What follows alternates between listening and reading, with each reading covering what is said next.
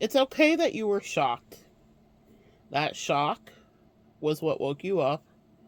It was necessary, and it was a shocking experience, especially for you Earth Angels that lead with your heart, honesty, integrity, and your intention is always to connect with people authentically. Yeah, it's okay that you were shocked. For those of you that are new here, I am a professional intuitive empath. Greetings. Thank you for inviting me in. Come on in. Let us begin. This message today is channeled specifically from my twin flame situation because whilst I've had other replications of shocking moments with people that I was maybe dispatched in to be of service to, like many of you are dispatched in to be serviced to people. Maybe some of y'all are dispatched in to be serviced by people, and they didn't complete the mission. Maybe you were supposed to be of service to them in ways that they couldn't even fathom, and the mission wasn't completed. But this message today is very specific, and it has to do with the behavior switch up that happens when someone gets corrupted or co-opted by either demonic forces or lower vibrational forces, or it could be as simple as the person that's adjacent to them. It could be their bestie, it could be their friend, it could be their family member, depending on what level of relationship they have with them. But when you're an Earth Angel, people have to be very strong to be in relationship with you, because you are opening people up like a butterfly opens up, like a lotus flower opens up. And that means you take them from dark places. You come from some darkness as well too, but you've transmuted that. And you could be around people that are very ignorant, that have a one track focus. And I remember, I can talk about this now without all of the emotion and vitriol that I had, because I've completely transmuted it. So it's interesting because I haven't really thought about this in years deeply. I've had other battles to fight and other demons to slay.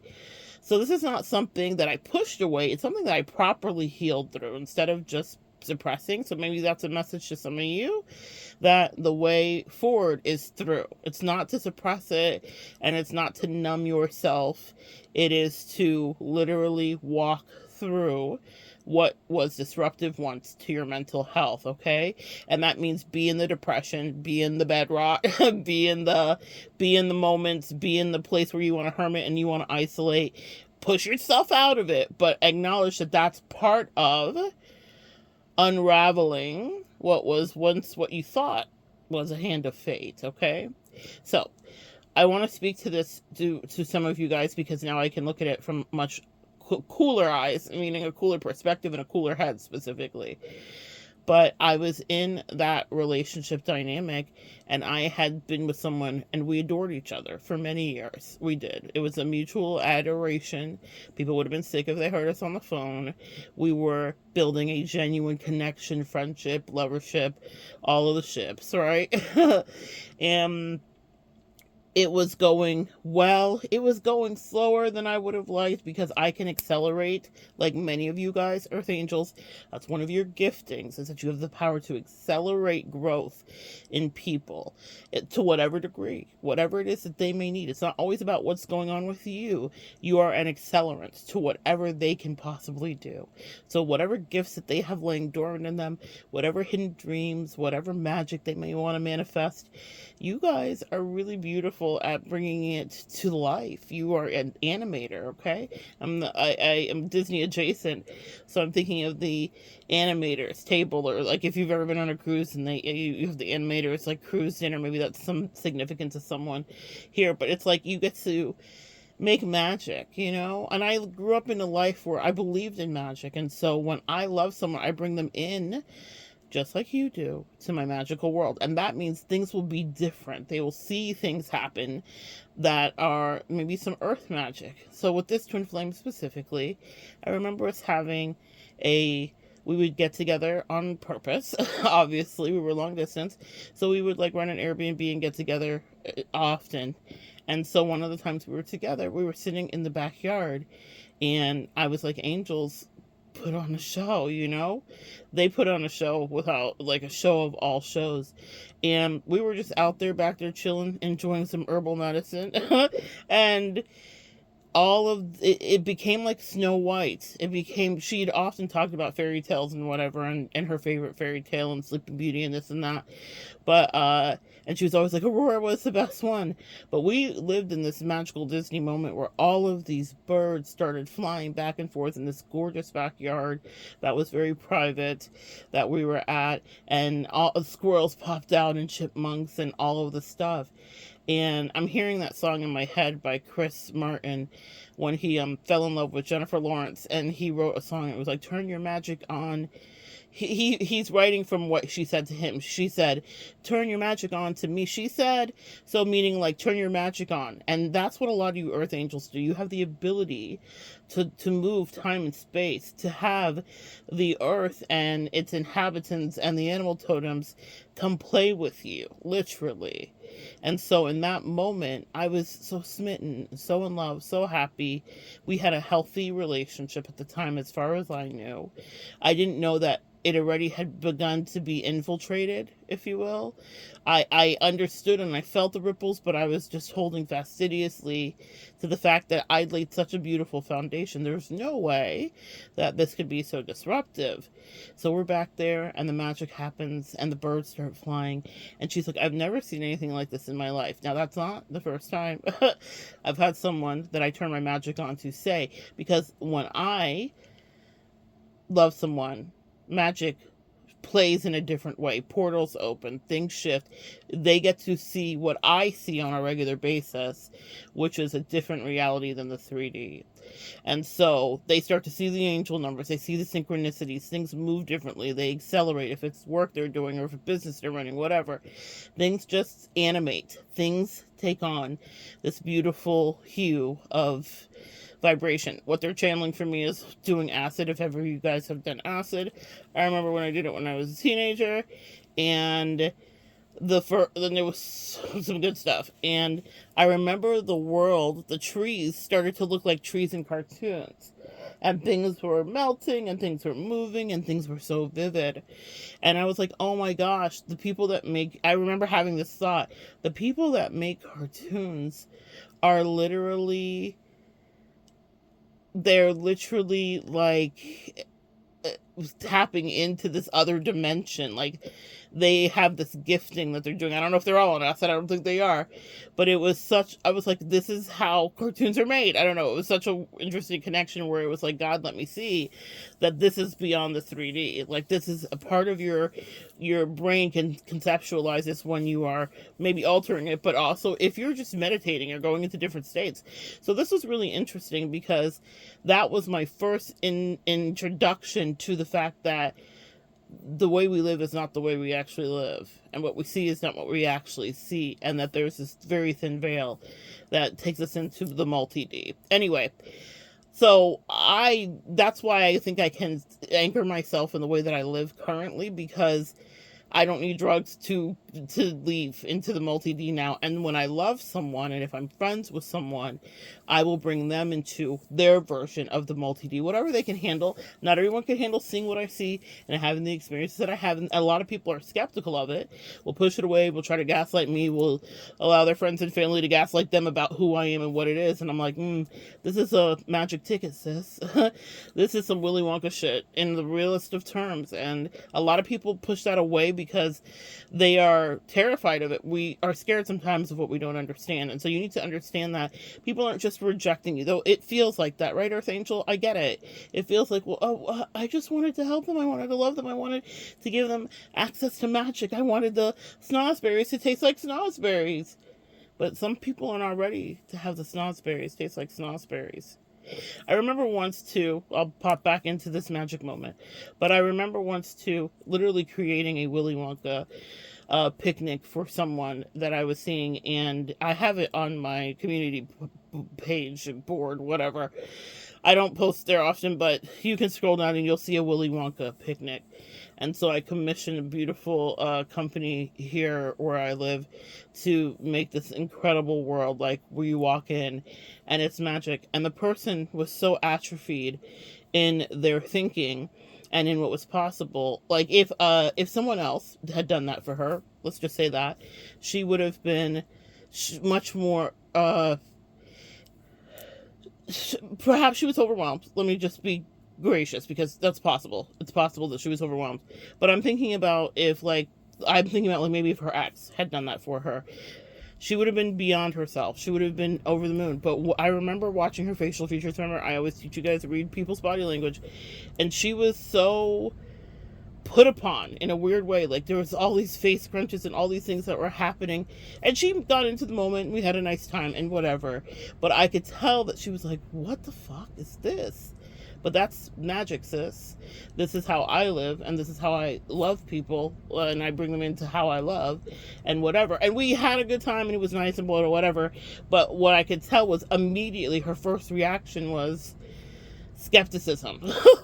Skepticism and doubt, and she was very kind of stuck in her own matrix in a way, and I could see it, and I was like, no, break out.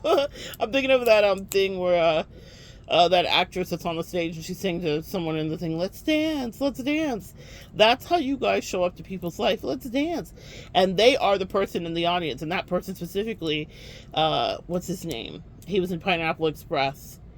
He was skinny, he was bigger, now he's lost weight. It's not Joe, Jonah Hill, specifically. You are reaching out to people that are Jonah Hill, who are like, Jonah Hill, troubled. That's a whole nother story for another day. But I feel like he was used to things not going his way, and then he got into Hollywood, and this magical thing happens to him. He had access to a new multi-D, but he was still stuck. At that time, I think he was still overweight and not happy with himself, and whatever the case may be. So he was like, you're not going to make a fool of me. I could see it in his energy. So he didn't participate, and she kept trying to, like, do the bit, and he wasn't into it. That's exactly, wow, thanks, angels. That's exactly what happens with Earth Angels when you go into someone's life. You're like, let's dance, and they're like, what's the trick? Well, you're trying to embarrass me. You're trying to ruin me. You're trying to make this ugly. You're trying to have a viral moment on my behalf and whatever. So I'm not going to cooperate with you at all. And all she wanted to do was just dance with him. And that's what you sometimes want to do with people. So in that moment, for the Willy Wonka thing, I remember, in as much as we settled into it and enjoyed it, it wasn't, she was like, what the fuck is this, essentially, you know, because I know for a fact it wasn't anything that she'd ever had happen before, but that's how you shift people's reality, okay? Nevertheless, back to the magical space with my twin flame. And so I was like, the magic was turned on, and she was like, this is insane. She was like, this stuff like this happens to you all the time. I was just introducing her to animal totems. We'd already, like, you know, if there was a syllabus, the teacher and me, I had done angel numbers with her and other things, and I wait when I introduce it, just like many of you, until someone can see it too. So once it starts being activated and they're like coming to me like, I found a feather, I found a penny, I found a this, what does this mean? Then I moved to the next level of the curriculum. And so the next introduction was animal totems and communication, because I wanted her to understand how we are beautifully communicated with. But I remember sitting back there and we were in bliss, and it was one of those moments where it's completely encapsulated, where you know, it would be the moment of the movie where it's like, after this was the last time, this is where the voiceover would be piped in, this is the last time that these twin flames would ever be in union and peace before everything changed, or this was the last picture perfect moment before the storm came. Specifically, that part. Many of you guys have had moments that you can pin, a picturesque moment, something beautiful with someone that you were trying to bring into the multi-D, but they were fighting you, and they were anchored to the 3D by their very limited realities, and by people that were superficial, maybe didn't mean well for them, and just saw you as an adversary to whatever they were providing them. That's usually how it happens. Across the board, there'll be someone in their life that's like, if you take my person, what about me? I've literally had that said before too. So, specifically, but people you may not hear it. I hear people talking, unfortunately. So I know when they're having those conversations and they're trying to exclude you out of that reality. But I remember feeling shocked because we had this gorgeous moment, right? And then we were rocked by her weaknesses and her inability to see the bigger picture and whatever. Would she trade places now? Absolutely. Yeah, I know that. If I can say that, I don't feel good about it. I don't feel bad about it. I just know it's factual.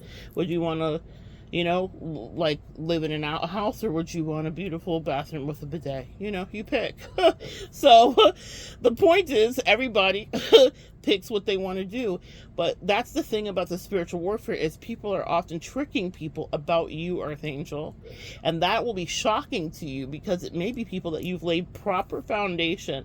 What they're showing me is like all of the wires that go under the ground when they're laying like electrical work, or they're laying plumbing. You may just see your faucet turn on, but you don't know that there's miles and miles of pipe that has been, laid underneath a foundation. And many of you guys invested into people and laid miles of pipe with people. So you thought, look, there's no way. There's literally miles of pipe. There can't just be someone that comes in with a connector that goes left or right that just deviates this. But that's exactly what happens. It happens for a lot of reasons. I want to explain that. Yes, it's shocking, but it happens because God loves you primarily. Doesn't mean they don't love them too, but God will test people around you to see, are they capable of handling the multi-D? Because it's going to rock their shit. At first it's fun and magical, and it's Willy Wonka picnics, and it's this and that, but then it's other warfare that comes through. And if there is a weakness in their energy field, they will not be able to continually have access to you. Because not only do you share that multi-D, but you share blessings, you share shifted realities, you share up-levelings. You guys get it? So that's the Earth Angel Stimulus package that my angels have chatted with me about often. You are the Earth Angel Stimmy. So when you are proximal to people, you also protect them from karmic retribution and energy. So that's why people could be treating you like pure shit, and while you're still connected to them, they're not seeing any consequences. It's because you are there. So everything in their life feels magical. I've had that happen before, where people that I was dealing with or seeing or friends with, where they were making big, grand, future-faking promises to me, but everything in their 3D reality was beautiful. Well, it's because I was praying it would be beautiful. It's because I was there proximal to them. And some of these people, I didn't explain all this to, obviously. Not everyone understands that, but most of the people around me were spiritual, and they would tell me, you made me spiritual. You taught me about angels. I feel like we're soulmates. That was because of my influence, just like your influence. It is great, Earth Angel. Please do not underestimate it. I get on here and I say all these things because many of you guys may not have had people literally verbalize it to you. Because of the nature of the work I do, I get validation in many ways, whether it's literally out of their mouth, or it's from people in their family once I'm gone, or if it's from them trying to communicate to me soul to soul whilst I still allow the portal to be open, because I shut that shit pretty quickly, or it could be messages that come in the multi-D in other ways. But I hear all the time, even if it's from their own face whilst we're still in connection, what my influence has done in their life.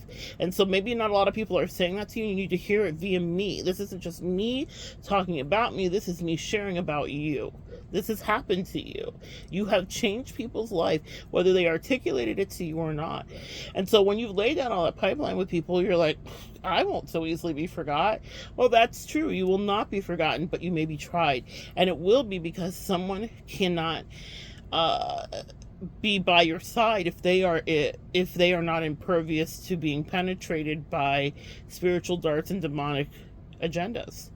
And they may not see it as a demonic agenda. To them, specifically with my twin flame, she could just think, it's my Christian mother, who was a pastor's wife, who's kind of a narcissist and spiteful as fuck, but she loves me, and this is all I know. You see, you're dealing with, like, people. You come in and shifts everyone's paradigm, and it's topsy-turvy. What was left is right, and what was wrong is right, and they don't understand how one person, so they will say, you must be the problem, you're the disruptor, you're the agitator, or no, you're the accelerant. So they see you as the thing spinning in the middle of the washing machine. They're like, the wash was getting washed, and then you showed up and that everything is off. It's because there are things in their life that were always off.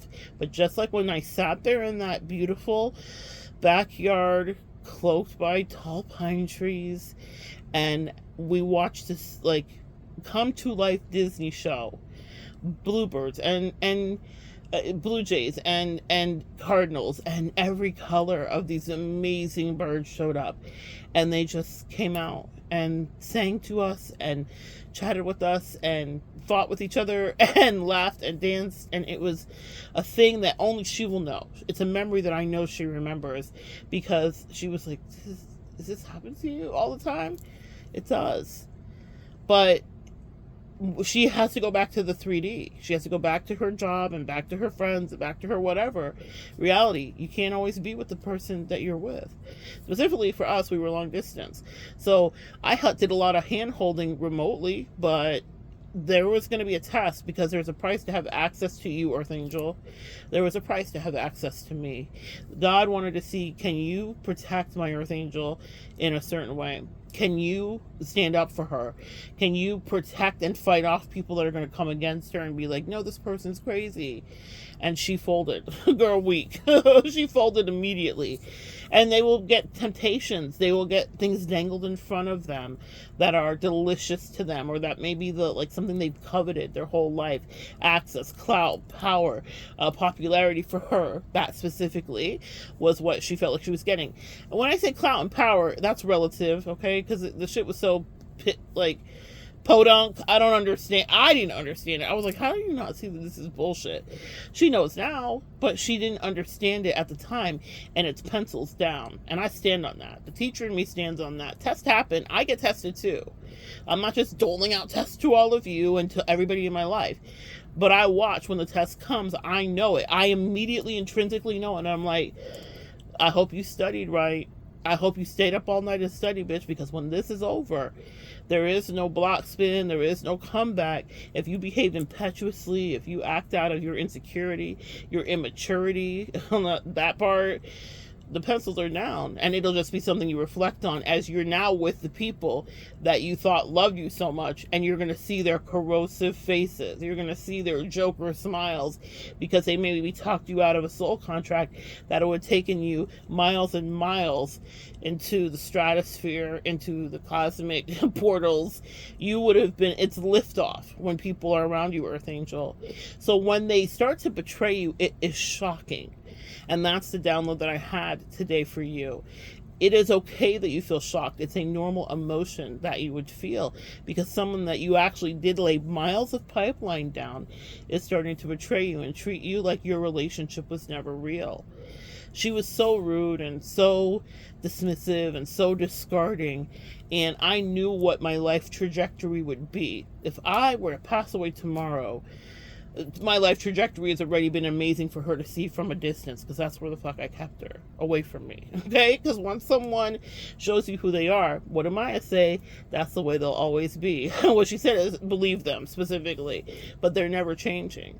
So when push came to shove, and when she was up, and understand this, because you guys have seen this experience, she was riding high off of my energy. That was the Earth Angel Stimmy. And she knew it too, because we talked directly. We had probably the most intimate, as intimate as I could be, because she did have some blockages with communication, but she was good though, I will say.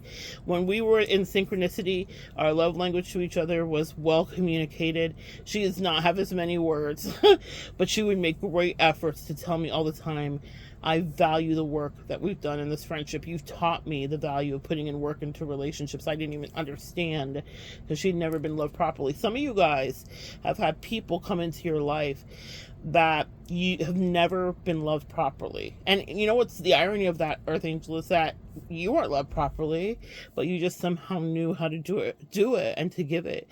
You were giving from wells and coffers that were empty in your own soul. And that's where we get into autoimmune issues and overgiving and people pleasing and codependency. Another video, another day. Lots of videos up here about that though. But in that case specifically, I knew that she was cognizant and aware of the multi-D that was possible, and I don't think she understood how far I was going to take it, but also she was aware of the 3D relationship that we had built, and I built it out of shit manure, because she wasn't giving much. I was totally overgiving. It was an imbalanced relationship, but at some point it started to really seem like, oh, all the work I put in paid off, and this was the most powerful lesson beyond the shock was, If people don't do their own heavy lifting and their own deep dive, then it's just superficial and it will all dissipate once it's held under the light. Meaning, I thought we had laid those miles of pipe in the foundation, but the truth was when she was in temptation, she became also spiteful too. That's another thing. People that are connected to you may have jealousies that are brewing in them that you may not even understand. And so it will be very easy for someone to turn on you if they don't really like you and they're not anchored in. I've talked about this once before where I had this is another example.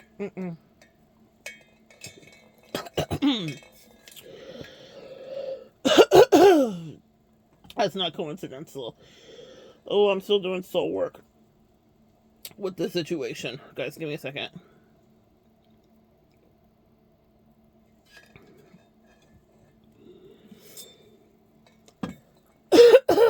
Excuse me, guys.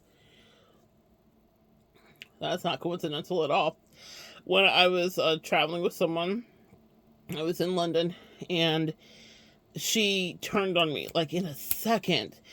We had a whole game plan for something we were going to do, and then I have a whole video up here about it, so I'm not going to make this long, but we got into a cab. We had made the whole plan, like before I even got to London, we had talked about, I want to go do this one thing specifically. So after we left Stonehenge, that's what we were going to do.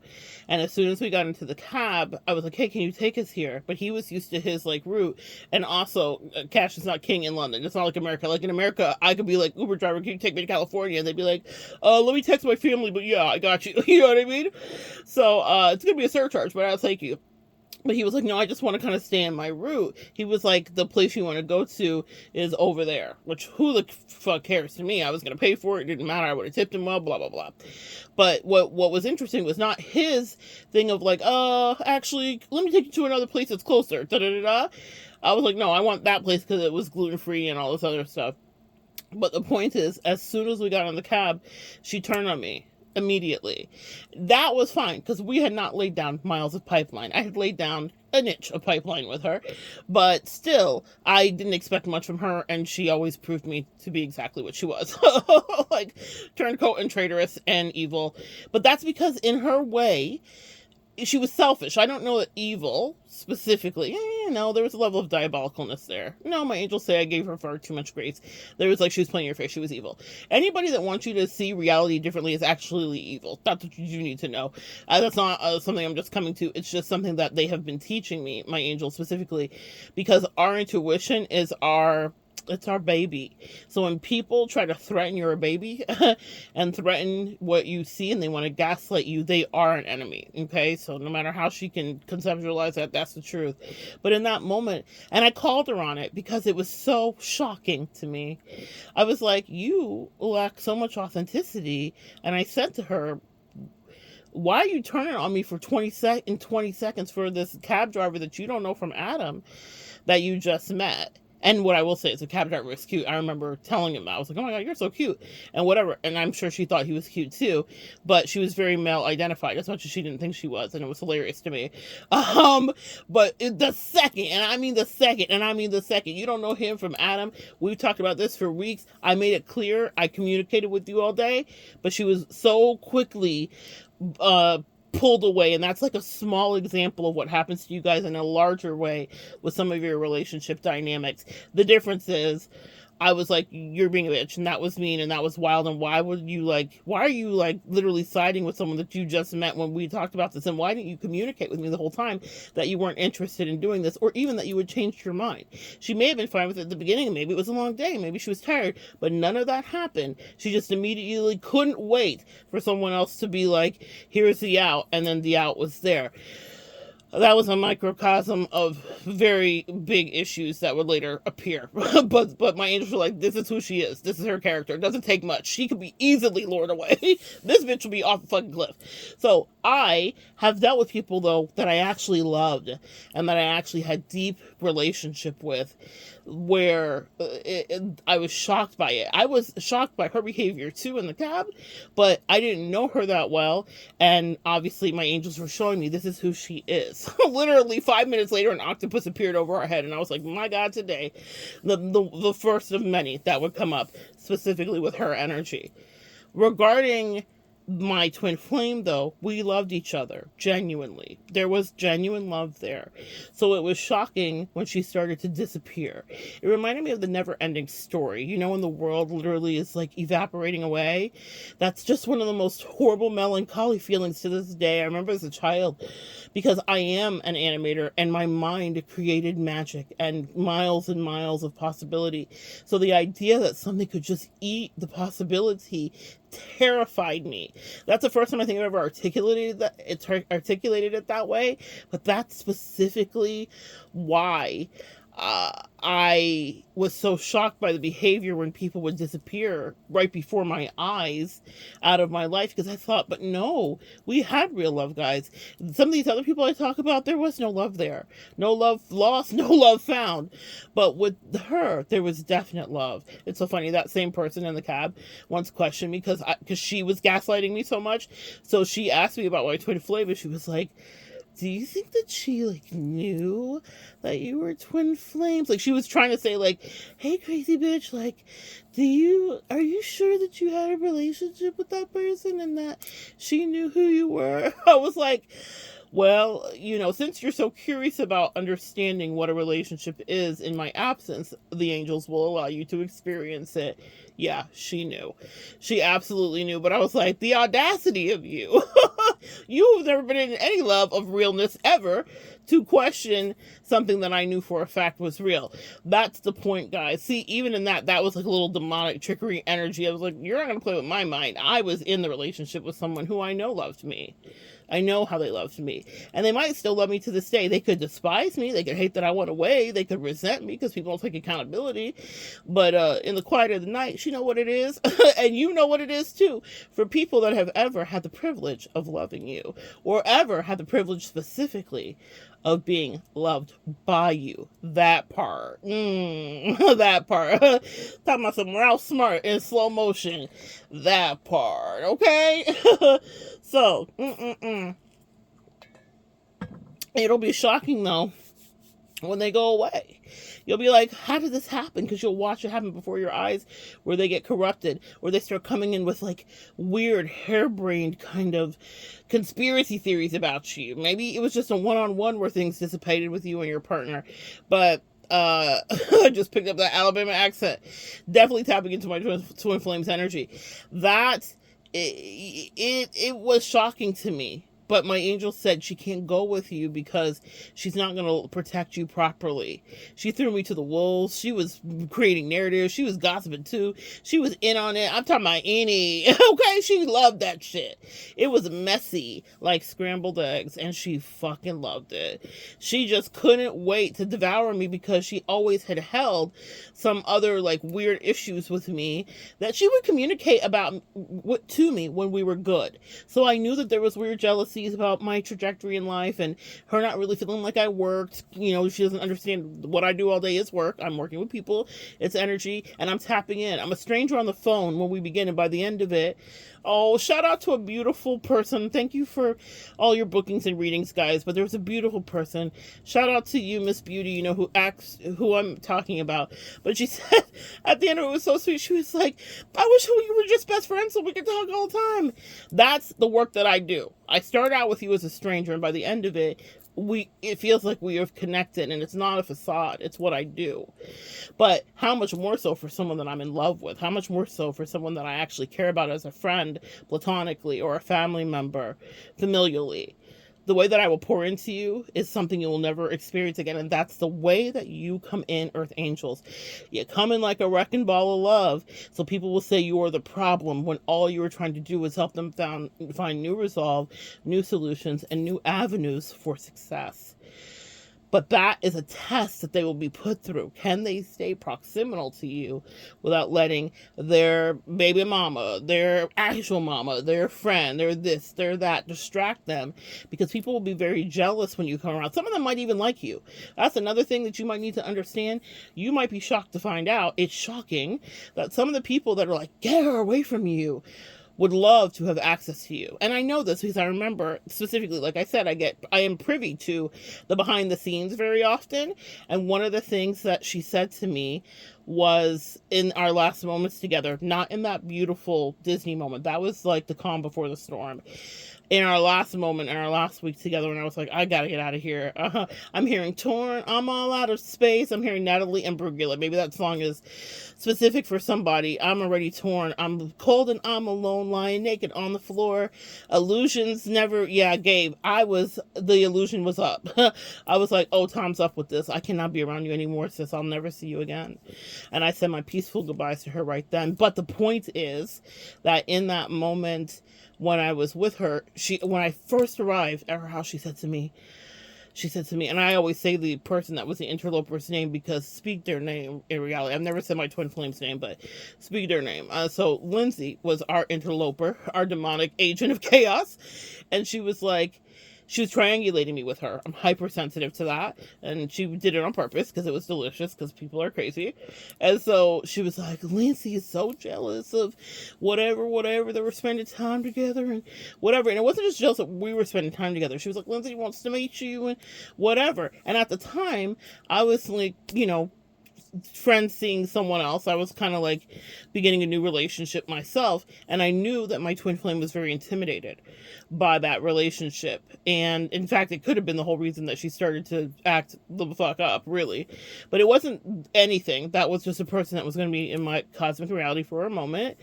And she had other people, but she was making new friends too and all that stuff. And I wasn't being spiteful at all. It was genuine friendship. But I said to her, shall I call so-and-so? Because she'd be happy to be on a plane and be here. She'd love to meet you too. Checkmate, bitch. That part, okay? Sometimes people like to play chess with you. Mind chess is a thing that they love to do with you, Earth Angel, okay? They love to play little games and move their pieces around the board. And I'm like, I'm a few steps ahead of you, okay? And I'm a quick study. So, and in that moment, she was a little inebriated, so she couldn't mask up. Mask off. She couldn't mask up. And I remember her being like realizing like she's fully on to me, and she made the look that I've seen so many times of acknowledgement. She was like, oh, well, no, I guess not. Because no, she didn't want that smoke. She didn't want someone that she was intimidated of to walk through her life and in her house, in her dilapidated dwellings, and dilapidated because of her energy, and other reasons. But, she didn't want that. She didn't want someone that she was intimidated of, that was wealthy or whatever, that was my new friend, to walk into her life. But she wanted to triangulate me with Lindsay, right? That's another thing. Maybe someone needs to know that, stand on some business sometimes, and say, oh, I see you and I raise you. Is that what you really want to do? Is that what you really want? Because I'm promising you, you don't know that I'm holding these aces. But okay, if you want to play, sis, we can play. But she did not, in fact, want to play. What she wanted to do was make me feel a way. But also, the communication and the information and the behind the scenes was, Lindsay would have loved to have access to me, even if she just get close to me to read me and pick me apart and, interfere more. But I was like, I'm never going to be around someone that you're triangulating me with on purpose. It doesn't mean people haven't tricked me into it before. But when I can tell it's going that direction, I'm like, okay, we're good. Or it's not going to work out the way you think. Sometimes people will try to triangulate you guys. And what it is for people to get a glimpse of who you really are in character. Even if they've despised you and even if they're tired of this person talking about you, most of the time when people meet you, if they can't stand you, they secretly know that you're the truth. I had that happen earlier this year where I was dispatched into a messy situation, and it was not about repairing anything with the person I was dispatched into. It was about someone adjacent to them that they probably triangulated me with, and they did, seeing me authentically in the way that she did, and we had a beautiful connection. She could have hated me, talked shit about me, been like whatever, but it shifted her reality. I watched it happen with my own eyes. I have a video about it here. Maybe I'll upload it today. I recorded it a while ago, but it was beautiful. It was my angels letting me know you weren't here for this at all. She needed to understand that some of her emotions and feelings were accurate and true. The point is, you will cause a big hubbub. That's what we do as Earth Angels. But with the people that you've laid the pipeline down with, it can be so shocking when they betray you. But the thing is, it had to go that way because if they were to stay with you, they would have sabotaged you. What I assessed my twin flame to be was a liability. The life that I have built would not have been possible if she were to be beside me. She would have sabotaged me. I could not have had her in some of the rooms that I've been in. She would have not been professional. She would not have carried herself well. I was trying to kind of teach her in a way how to be in that because I knew what was going to happen. Like I didn't know fully, but I understood. My angels were directing me, and I was like, I need someone by my side. This is important to me. But that's a powerful lesson too, Earth Angels. You might realize how companionship may not be the end all be all. So that was the path I had to go on, from feeling totally codependent and enmeshed with someone that I love to being like, I actually prefer my hermit energy and being by myself and growing, because then no one can interfere. I don't have to deal with all of that. Does that make sense, guys? After you go through healing that codependency, you're like, essentially stay away from me. Essentially stay away from me. Essentially, I'm pretty good, because what I've noticed is all these other parties that want to sometimes push in can be distractions if they're not grounded. And a lot of people posture and pretend that they're spiritual too and they're grounded like you, and they are a hot mess. A hot insecure mess is what I was called to say. So maybe some of you guys have been dealing with people that were rife with insecurities that you couldn't see that they were masking. And it doesn't mean you don't have your own insecurities, Earth Angels. Come on. But what it means is that the way you move through adversity, they don't understand, because they're like, I would have been still crumpled on the floor. Illusions never gave to something that's real, whatever Natalie's saying. They would have still been sliding down the wall, but you just keep moving, right? So it doesn't mean that you're better than them. It just means you move differently because you have your own superpower that you're tapped into in the multi-D. We love it for us. So it will be shocking, but God says they can't be there because if they have proximity, they will be corrosive. She brought so much. She was a never-ending story for me come to life. Does that make sense? That specific thing that I articulated earlier about the melancholy and the disdain, the despondent energy when the world is evaporating before you. It's like this magnetic pull. She was a destroyer for me. And that's what will happen if you stay close to people that are no longer meant to be in your story, okay? It was like, she came with all of this negative energy, this narcissistic mother, this really corrosive father, even though they loved her to whatever degree, I guess. But the point is, I was seeing who they really were. I'm a whistleblower in that way. So I see the truth of people's faces that they're hiding. Just because you're comfortable with Stockholm doesn't mean that I can't identify personality issues that are happening. So she was dealing with that. She was dealing with Lindsay. She was dealing with God knows what else. And she was feeding into it too. She was not an innocent bystander because it was the most attention she got. That's another thing, Earth Angels. When people are proximal to you, it will bring a lot of attention. That's the Earth Angel stimmy. You get attention, Earth Angel. You are magic. You are grounded. You have spiritual access. You are powerful. You are a creator. I'm not just saying that. It's the truth. You are good with your finances, or you are good with whatever you do. Not everyone has the same giftings, but whatever the thing is that you got it. You have a lock on it, and it's a gift for you. So when you come around, it makes other people clamor, like, who is this person? What's happening? This is different, blah, blah, blah, blah. It happens all of the time. You just may not notice it, okay?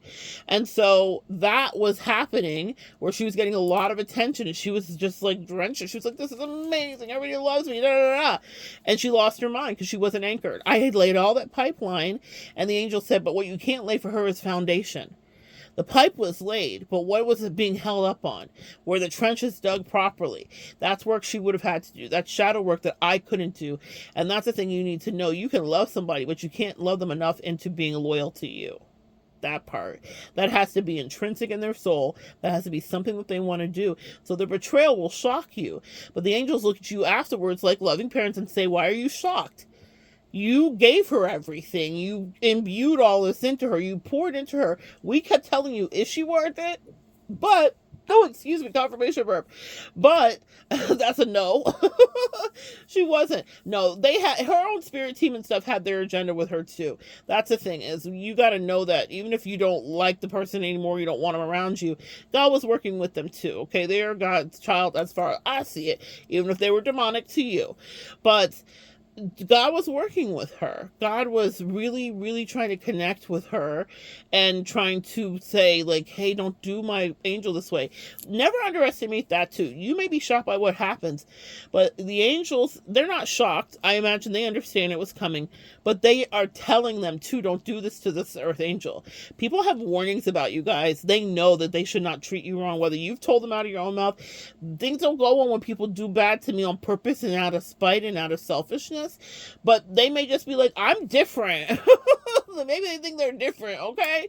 It's like reverse F-boy. They think they're the ones that's going to get away with it. Like you thought you were the one that was going to change the F-boy. You know, we all have our delusions. So they don't get away with it, though. And the thing that may stick in their chest is the way that they miss you, that they could never have expected.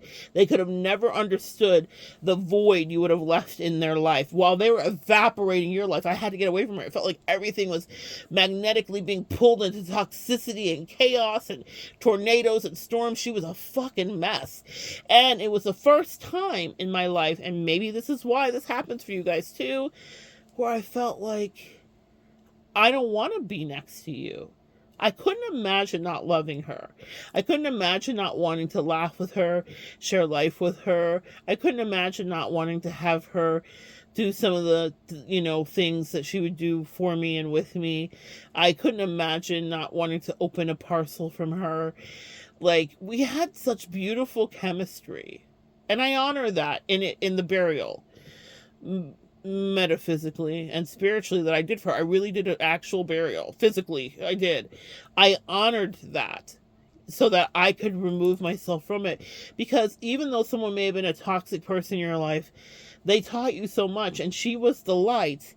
It was kerosene that was lit, but she put me, with her rejection and her shocking behavior, in a totally different direction. She was an activator. I was accelerant, but she was an activator. Now, we don't want to tell her that so she can get a big head because she'll take credit for that, but her activation came in chaos. It wasn't beautiful, okay? It wasn't backlit, and it wasn't a Thomas Kincaid painting filled with light. It was bullshit, okay? But I transmuted it because that's the work I was dispatched to do, just like that's the work you're dispatched to do. But it's okay that you are shocked that they betrayed you. It is a shocking experience, especially like that one, who you actually connected with. All the rest that I've talked about, there are people that I had nominal short-term connections with. I saw their face immediately and I expected less, and they gave me less. But the point is that with that one, no, I wanted more and I expected more. She was in a disappointment in ways that I could never even say at the time because I was beyond disappointed. But I was more shocked that she would turn on me that way. But I needed that experience, like the water, like the desert needs the rain. Oh, I'm hearing that song. I have a reading up here that I channeled when I was still in the energy of all that drama. It's I Miss You Like the Deserts Miss the Rain. Maybe someone needs to hear it. I'll see if I can find it and link it below in the teaching aid section. But I miss you like the desert misses the rain. People miss you now because they were trying to drive you insane. Now they're insane. Your absence has made people lose their mind. Because what did I say, Earth Angels? They were not strong like you. They would do the wall slide down the shower. Okay? They were not strong like you. They were weak, insecure, and all the words that they would project onto you in their absence or in their disembarkation, it becomes their weighted blanket of recognition and what's the word I'm looking for? It becomes their weighted blanket of accountability in a way they didn't ever expect. They never thought that they would be sitting in something thinking, oh my God, everything that I just said about this person is actually what I am. The angels have a funny way of making them sit in that. I had someone disembark and say a lot of things to me about being a burden, essentially, which is the height of irony, if you were to know that person. The height of it. Even in the moment that she was doing it, she was literally trying to burden and burdening many people at one time. And I was like, wow. Well, I'm glad you shared what you really thought of me. But the funny part was she will feel whatever she was trying to make me feel, and she will sit in understanding that people feel like carrying her is heavy, ironically. But that's a lesson that people sign up for when they get connected to you, Earth Angel. They never expect it. You might be shocked by people's behavior. I am never shocked anymore, but that's because I went through the fire with that twin flame. She opened the door, and now whenever people do weird things that they want to affect me or shocking behavior, I just am watching them like, oh, the demons have co-opted you too? Excellent. You were easy to topple. Well, toodaloo, because I know now whatever it is that they were thinking of me, projecting on me, wanting me to be in their mind, I'm a mirror, really. And so what will happen is they will live in their own demon time. And God will wait to the perfect moment to inflict whatever they were trying to inflict onto you. Whether someone was just trying to be mean to you, or someone was trying to emotionally dysregulate you, or someone was trying to abandon you. They will sit in that, but it will be with people that they do love, do care about, probably that won't feel reciprocally the same, and they will leave them in a lurch in a way that they will never be able to foresee or understand or explain. Guess what you have, Earth Angel? You have skin in the game with spiritual realms. So you have someone driving the wheel and someone at the helm. And so you do get explanations, and you do get ways out, and you do lift yourself out of whatever happens after someone does you terribly and behaves atrociously. But it's harder with some people to get over that. That twin flame took me time to process it, where I can talk to you, and there was no catches in my throat for her because I did the soul work that I had to do, and I don't hate her anymore. Does that make sense? Like, I don't feel like, you heard the catch in my throat for the other person. I'm still working through my human shadow emotions about real despise because of some of the ridiculousness with that one. But this twin flame, I never thought I would come to a place where she was like, she who should not be named. I don't give a damn. I feel nothing. I don't feel anything regarding like, my endless. I don't feel any of that. What I feel like, she was a powerful lesson, an incredible teacher, even though that was not her intention. She taught me about betrayal. She taught me about falsehood. She taught me about shocking switch-ups. She taught me about people that do not have allegiance to themselves will not have allegiance to you. She taught me about what insecurities look like masked and jealousy looks like masked. She taught me so many things. Maybe some of you guys need to do some journaling and reflecting on maybe one of your biggest like impacts. Like, it was like a meteor hitting the earth. It cratered me. Her energy left an impression because I had put so much energy and love into her and had become dependent at times and codependent on her affection. And so when that was stripped from me unceremoniously, my angels did give me a heads up, though. Pay attention. Your angels will always give you the heads up. They give you about a year's heads up to get out, and they gave me 2 with her. They gave me a lot of time. But I was holding on because I was like, no, this can't be right. And the angels were like, no, she hates you. This is right. We're getting you out of here before this bitch kills you, plots to murder you, and all of that. And it really escalated to really corrosive, murderous energy with those 2, because she was like playing off of the demonic energy with that Lindsay girl. It was a lot. But I'm so grateful that it happened, because it really shifted my whole life in the best way. Getting away from her was the best thing that ever happened to me. And having the betrayal and the shock that happened rocked me into multi-D. It like, I couldn't no longer just stay like, I was like, there's got to be more to life than living this. This was shit. And I felt so hurt by my angels and my spirit team. I'm like, you guys let me pour so much love. I've never loved anybody more. I don't think I'll ever love anybody again. And they're like, simmer down. You will love somebody again. You will love lots of people. Lots of people will love you. And they said, that's exactly why we had to get you away from this one person who was siphoning you. That's the deeper message. A lot of those relationships were incredibly draining. And it was because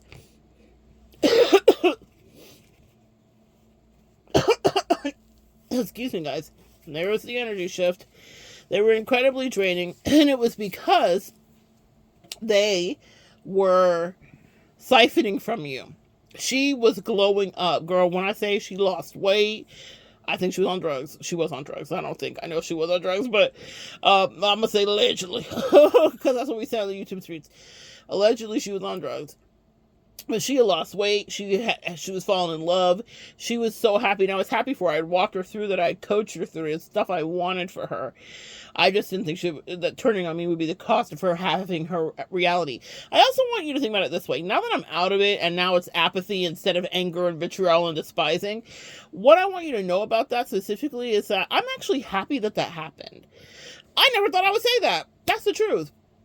I am happy that that experience played out the way that it did, because not just the way that it did because of what's happened for me. It's been fantastic for me, but because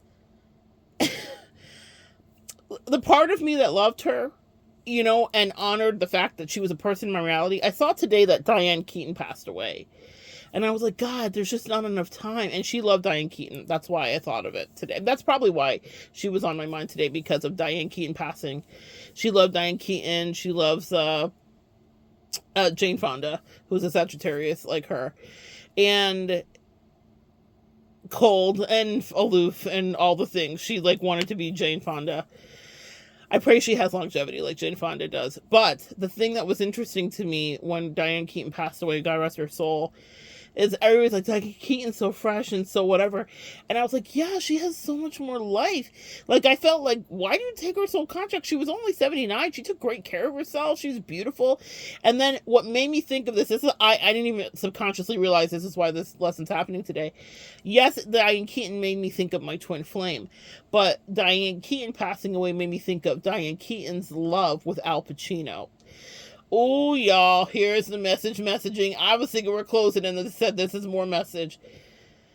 Al Pacino, The Godfather, one of my favorite movies, probably my favorite, the penultimate, the one, the only, The Godfather and Casino, two of my favorite movies in all time. I love mafioso movies. So many fantastic spiritual lessons in all of them. But Al Pacino and Diane Keaton were together in the prime of their life. Their bodies were great. They were young.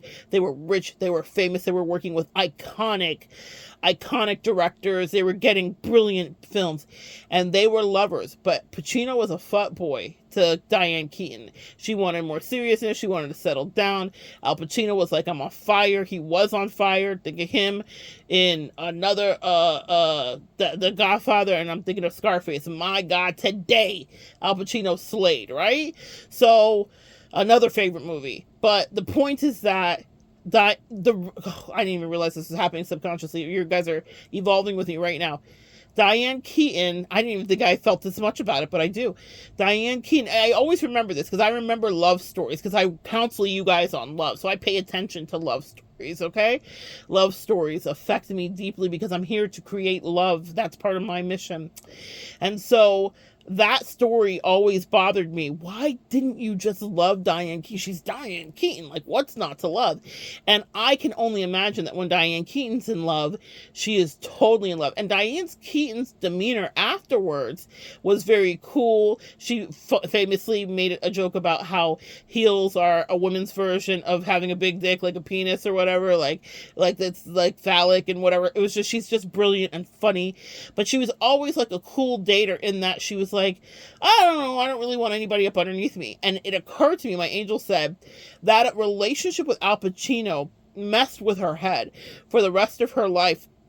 She was never right about love. It doesn't mean she didn't have it. It doesn't mean people didn't fall all over her and fall in love with her. She was brilliant and amazing. It's that she got, this is what I don't want for you guys, but she had arrested development in that moment when her twin flame, Al Pacino, shockingly did not do her right and did not choose her. He played with her. They had off and on fuckboy. Y'all know what a fuckboy is. Y'all have been with it. You have dealt with it. A fuck girl, fuckboy, whatever. He just was like, I could do better, I guess. Whatever he thought. I don't know. But that was his partner. And while he was with her, he had insane, incredible growth. Best movies of his life. Al Pacino's iconic. But his prime was, he was on fire. He was on fire when he was with Diane Keaton. They were together for many years, off and on behind the scenes, right?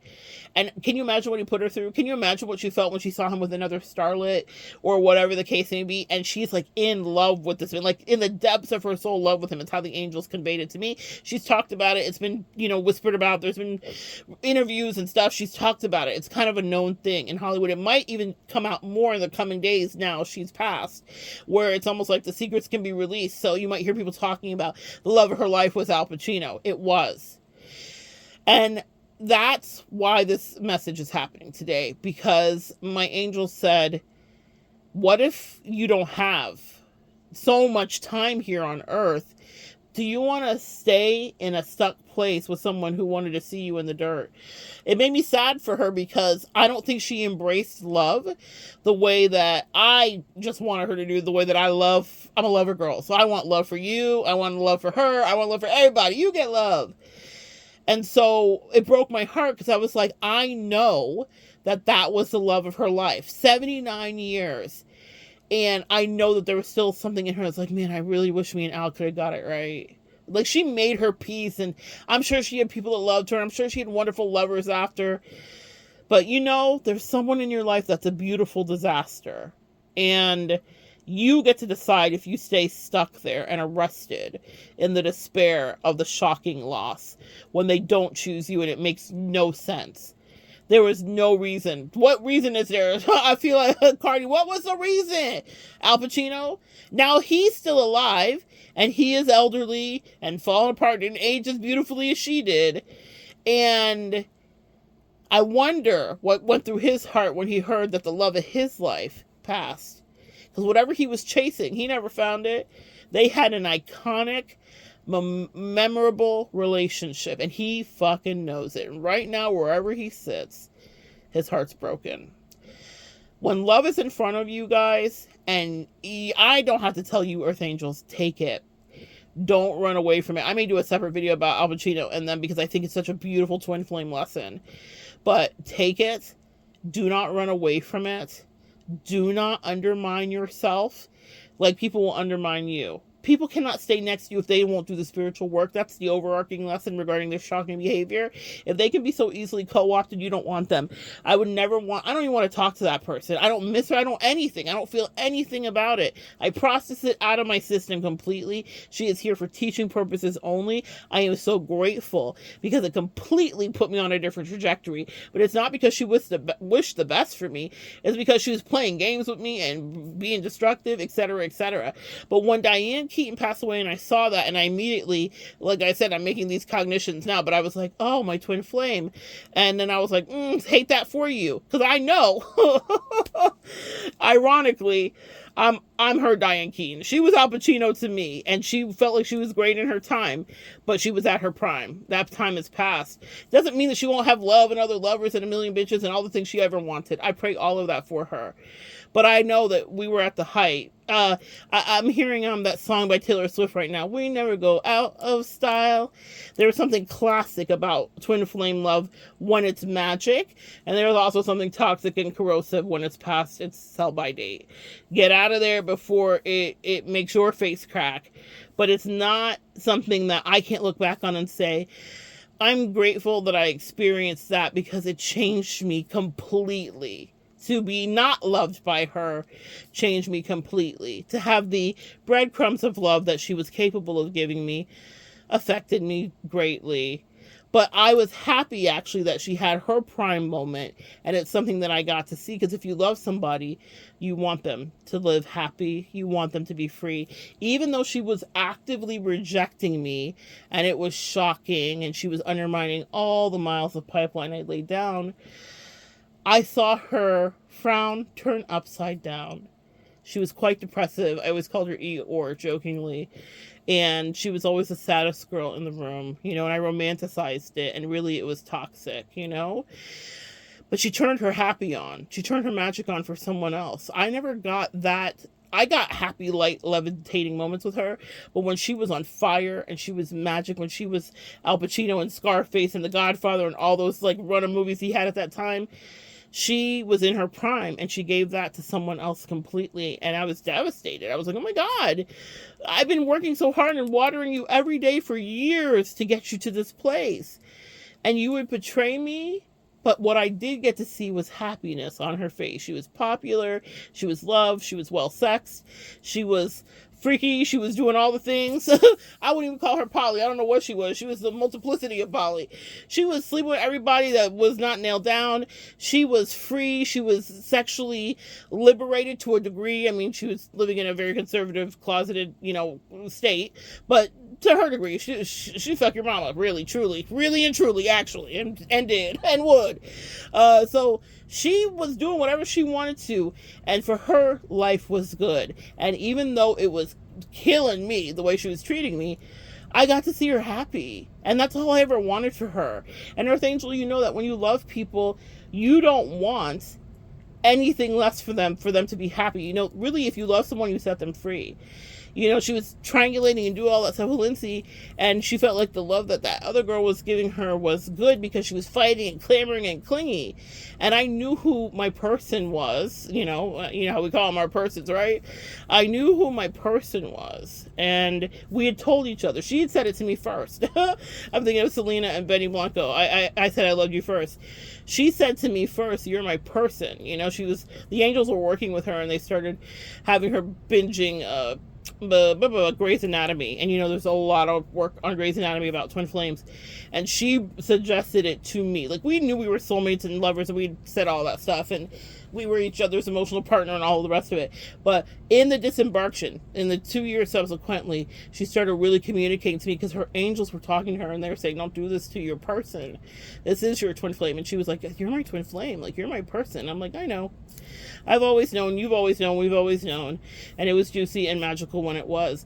But when you love someone, and the clingy and all that stuff, I knew her. I knew she would despise what she ended up with later. Meaning she would hate what she kind of, quote unquote, traded up. She thought she leveled up. It's what she traded me in for, what she betrayed me for, the way that she behaved. She would be ashamed of herself if she ever came back to her senses and got out of her drug haze, and all of the money went away, and all the bitches went away, and whatever, because it was me who picked her up on those sad, lonely days, and I was one of the few people in life that was equipped to do it. Probably I was the only person in her life to see her fully and not expect of her mask and different behavior.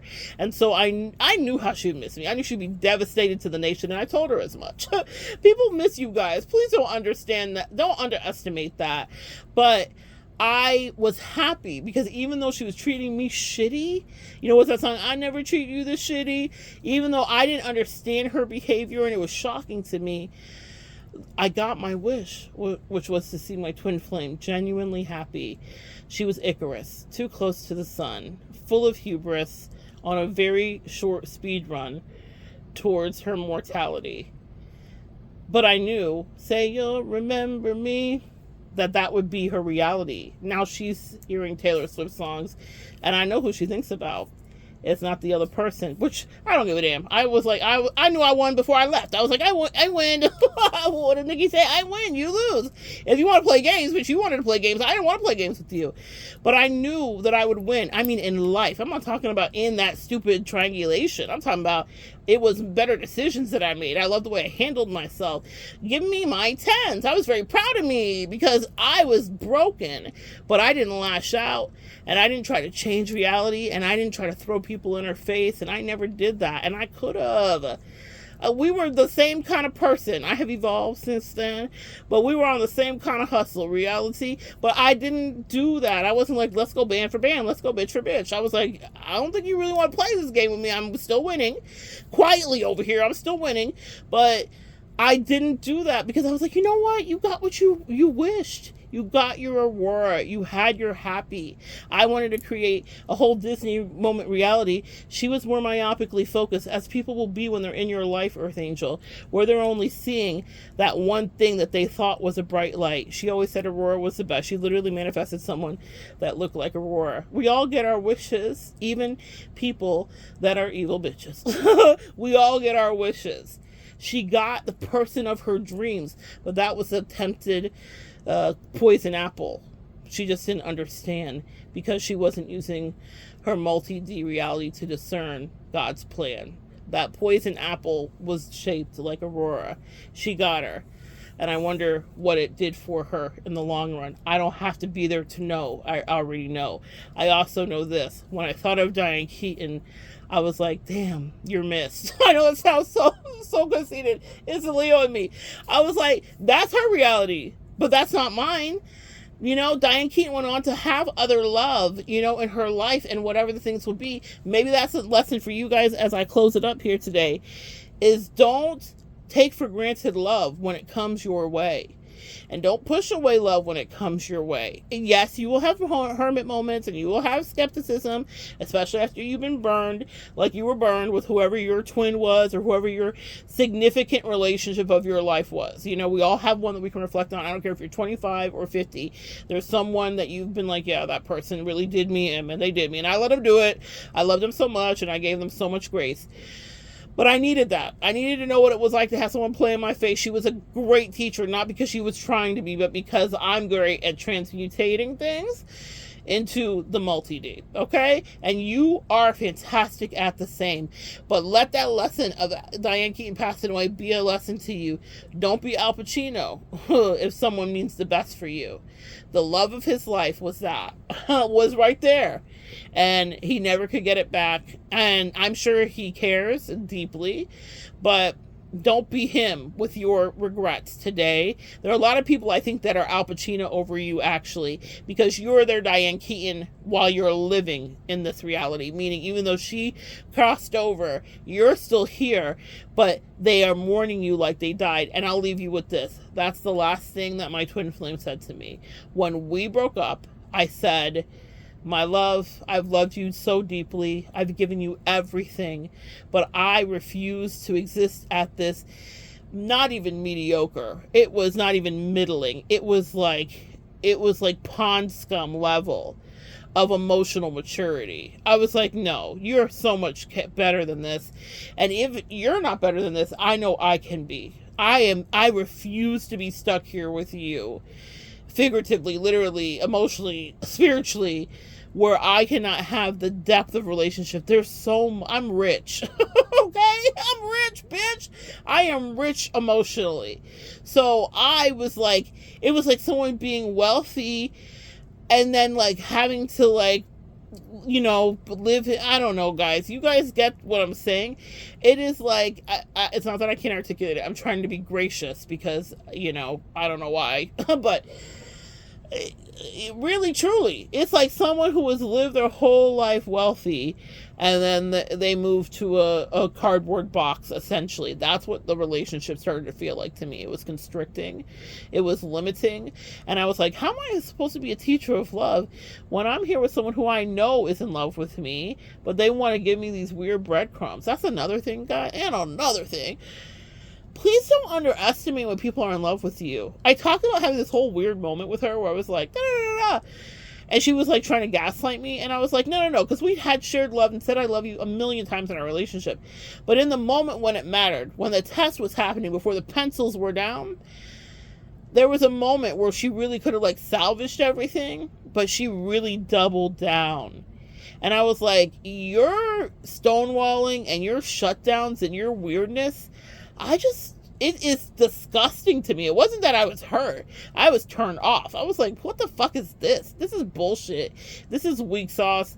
This is you. This is immaturity. I get so turned off when people start being like that with communication. I was like, bitch, you're capable of so much more. I'm embarrassed for you, and you'll be embarrassed for you later too. But that was a moment where everything could have changed. But she didn't want to. And I was like, I'm not going to be here to be driven insane. You're not even that great, honestly. Like, I have been lovingly pouring into you all of my energy, so now I think I've fallen in love with me, really. Type shit. And really, you're a bitch. And this is not fun. And the depths of emotional connection that we had gotten to, she was capable of it.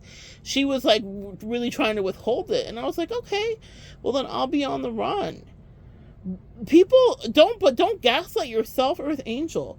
I knew, just like I was sitting there today, and just like I'm sitting here today, when I was with her, I mean, just like when I was sitting with her that moment or on that day, and just like I'm sitting here with you now, I knew she was in love with me.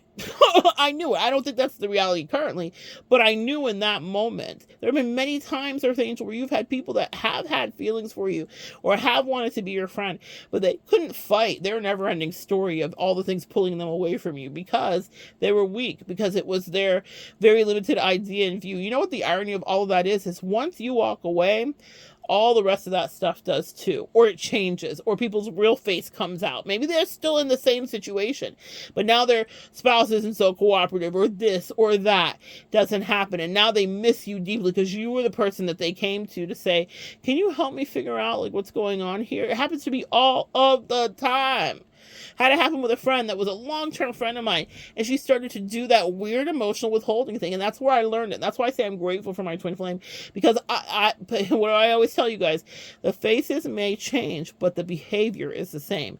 So she showed me the pattern of someone who absolutely cares about you, but wants you to weirdly jump through hoops, because they're getting off on the fact that you love them enough to jump through the fucking hoop. And I was like, bitch, that's not what this relationship is. You're limiting us to this basic 3D shit, this fuckboy toxic dating shit. And bitch, I'm trying to be a teacher. I'm trying to take us to the moon and to the stars. This is wild to me. And it's inauthentic, and it would have been disrespectful to me to stay there. You know, when people say, like, do you respect yourself enough to whatever? I respected myself too much to stay there. I was like, this is disgusting, and you can do better. I'm embarrassed for you. It hurt, and it was shocking and all that too. But I was like, and also, eggs on your face, bitch, because I know you love me. You crazy. You're wild. I know when someone's in love with me, or when they have feelings for me, or whatever the case may be. They can gaslight me, play games with me. It will be them stuck in their dastardly and sad, empty reality, looking to try to fill and try to fill the void with someone else new to replace me, or to like make another me. Good luck. Whatever. But they had it in front of them authentically. Someone that was giving something that maybe they've never had before in their life. And so maybe they didn't recognize it. And so they didn't treat it right. You know, my angels have told me a lot of reasons, but they said it was a test. Pencils down, sis. If they didn't pass it, they didn't pass it. It was an opportunity that is missed. You were literally people's golden ticket, guys. That's what they said to end it with. They said they had a golden ticket, and the devil said, gotta be quicker than that. The devil will trick you out of your spot, out of your blessing, out of your come up, and out of your opportunity. And our angel, what you need to know is that was attached to you completely in the multi-D. You were someone's accelerant. And they shockingly treated you badly. We get it. And you are going to mourn it and grieve it and move through it. Maybe you're just finding this video today and you're just going through a breakup. And you're like, I am never going to be over this. Don't worry. You will. It will be them, like Al Pacino. That's never over you. You were their pill. You know, the pills on the Matrix, they took the wrong one. And now they're stuck in a wonderland that's topsy-turvy. You were their golden ticket. You were their key to unlocking and healing some of the insecurity, some of the financial instability, some of the, household instability, familial instability. You're a mender. You're a reconnector. You're a life bringer. You're a word speaker. You're a discerner. You're a problem solver. You are solution oriented. You bring things to an end and a beginning, sis. You are working with the Alpha Omega that is moving through you. You are God's body extended out in everything that you do. They had you in the palm of their hand, and they fumbled you because they didn't understand God's plan.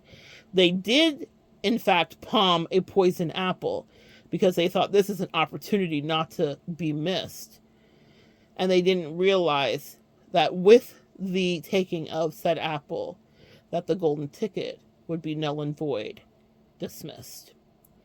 And that's what you need to know. Don't be shocked by the way people let you go. Be grateful for the ways it caused you to grow. So good sharing energy with you. I like that one today. Hey, in the cut with my angels, we be vibing. That was good. I love that one. So good sharing energy with you guys today. Come back and join me next time, guys, and we will continue to evolve together.